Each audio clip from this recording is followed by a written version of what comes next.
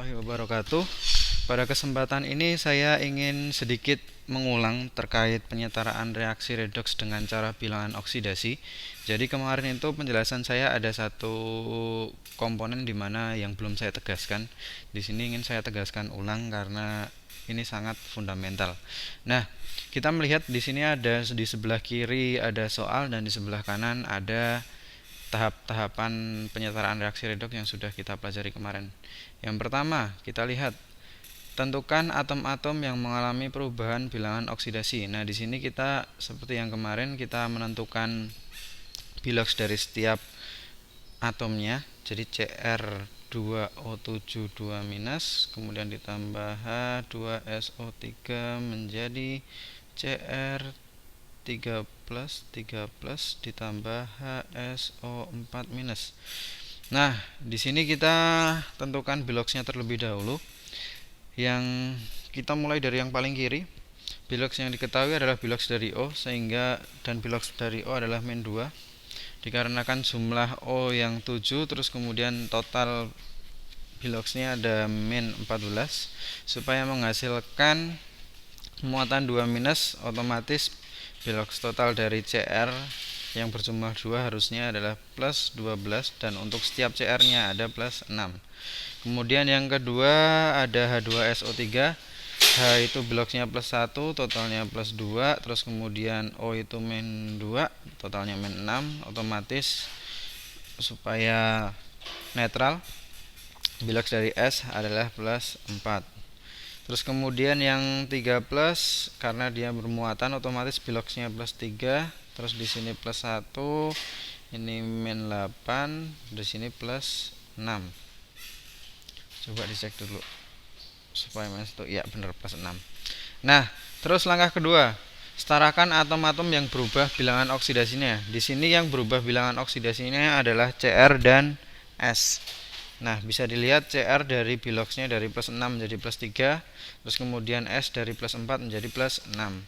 Nah, kita setarakan. Nah, penyetaraannya gimana? Di ruas sebelah kiri, Cr itu jumlahnya 2, sedangkan yang di kanan cuma 1. Nah, supaya sama kita tambahkan koefisien 2 di depan Cr3+. Terus kemudian untuk S, di ruas kiri ada 1, sedangkan di ruas kanan juga ada 1, jadi sudah sama, tidak perlu diubah-ubah. Nah, langkah 2 sudah sampai selesai di tahap ini. Kemudian di langkah ketiga, tentukan jumlah kenaikan dan penurunan bilangan oksidasi. Di sini kita ditugaskan untuk menentukan jumlah kenaikan dan penurunannya. Nah, di sini yang ingin saya tekankan.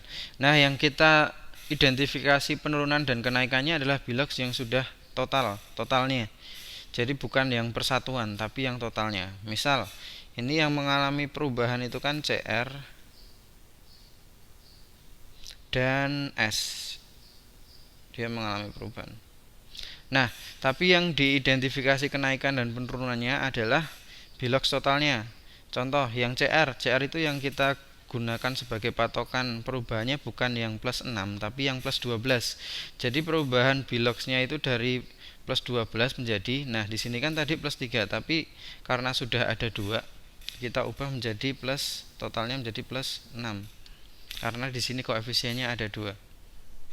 Nah, jadi yang kita gunakan adalah biloks totalnya yaitu yang plus 12 dan plus 6 yang digunakan untuk perubahan, sedangkan yang satunya tetap cuma plus 4 karena cuma ada 1, jadi tetap gitu ya. Jadi yang ingin saya tekankan di situ, kemarin belum saya tekankan di situ takutnya terlengah di situ.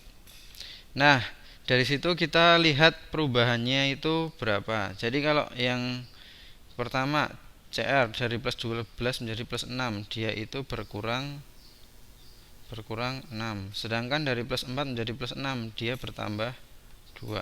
Jadi bertambah 2, benar bertambah 2. Plus 4 menjadi plus 6 bertambah 2, dari plus 12 menjadi plus 6 berkurang 6. Kurang lebih seperti itu. Dalam penentuan jumlah kenaikan dan penurunan bilangan oksidasi kita masih sampai di tahap yang ketiga di situ. Tahap ketiga, tentukan jumlah kenaikan dan penurunan bilangan oksidasi. oksidasi. Jadi yang digunakan adalah biloks totalnya ya. Setelah ditotal semuanya, bukan persatuannya, tapi yang sudah ditotal. Kemudian selanjutnya apa? Setarakan jumlah kenaikan dan penurunan bilangan oksidasi. Nah, sekarang baru kita setarakan. Nah, di sini kita mencari faktor KPK-nya supaya nanti setiap kenaikan dan pengurangannya itu dikalikan dengan faktor pengali supaya nanti hasil kenaikan dan penurunannya itu sama. Kalau 6 dan 2 kita buat menjadi semuanya itu naik dan turun 6. Nah, supaya jadi 6, yang depan cukup kita kali 1, tidak dikali apa-apa. Sedangkan yang kenaikannya supaya menjadi 6 kita kalikan 3. Nah, ketika kita kali 3 maupun kali 1, kemudian koefisiennya juga perlu kita kalikan. Coba kita tulis ulang di bawah. Cr2O72 min ditambah H2SO3 menjadi 2Cr3 plus ditambah HSO4 minus. Nah, yang Cr dikali 1, ya udah kali 1 sama aja. Yang Cr tetap ini ya, maksud saya yang Cr ini kan, nah ini kan dikali 1, ya udah dikali 1, nggak perlu diubah-ubah karena memang koefisiennya sudah 1. Sedangkan yang saya tandai kuning itu dari ketentuan yang sudah kita tentukan di atas ini, yang ini kita kali 3. Nah, jadi koefisiennya juga kita kali 3, kita tambahin koefisien 3 dikali 3. Nah, seperti itu. Seumpama ya ceritanya, misal yang 2Cr3 plus supaya sama dikali 3, ya nanti 2 kali 3 gitu. Tetap koefisien yang ada dikalikan dengan 3. Dah, sampai sini kita sudah menyetarakan jumlah kenaikan dan penurunan bilangan oksidasi. Kemudian langkah selanjutnya adalah menyetarakan muatan dengan menambahkan ion H+ pada suasana asam dan ion OH- pada suasana basah. Jadi ini tergantung soalnya. Kalau di soal tadi kan kita tentukan setarakan reaksi ini dalam suasana asam. Kalau suasana asam otomatis yang bisa kita tambahkan adalah H+ yang muatannya positif. Nah, di sini dalam penyetaraannya kita identifikasi dulu muatan total dari setiap ruas itu berapa. Nah, di ruas kiri yang bermuatan itu hanya Cr2O7 yang warna hijau. Terus kemudian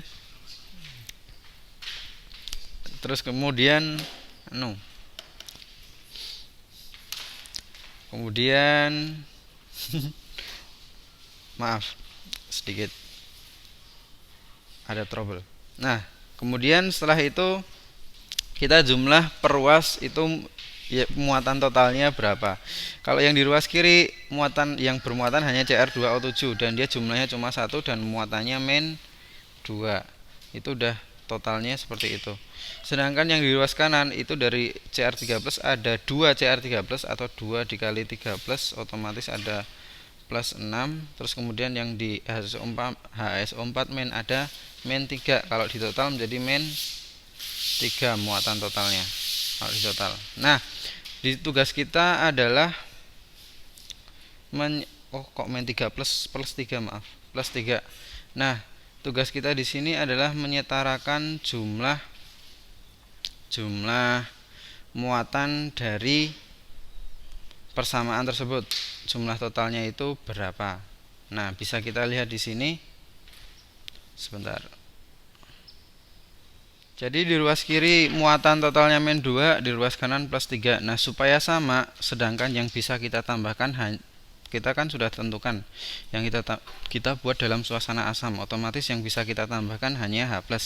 H+ itu muatannya positif. Nah, supaya ruas kiri dan kanan itu sama,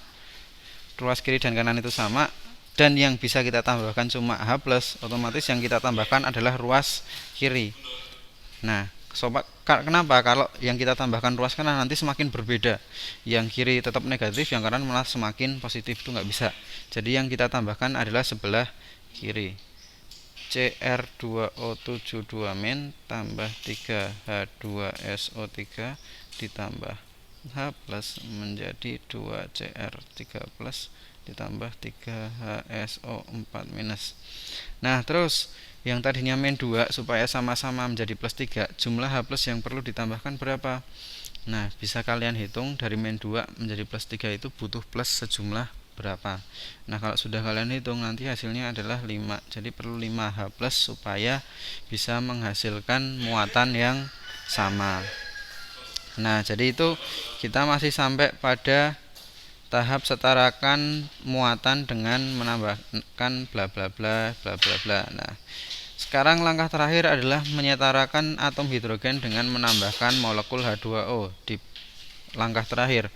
Nah, di situ ada kita hitung dulu di ruas kiri jumlah H-nya berapa, di ruas kanan jumlah H-nya berapa. Kalau di ruas kiri jumlah H-nya itu dari yang H2SO3, dalam satu H2SO3 itu ada 2, tapi koefisiennya 3 yang menunjukkan bahwa H2SO3-nya ada 3.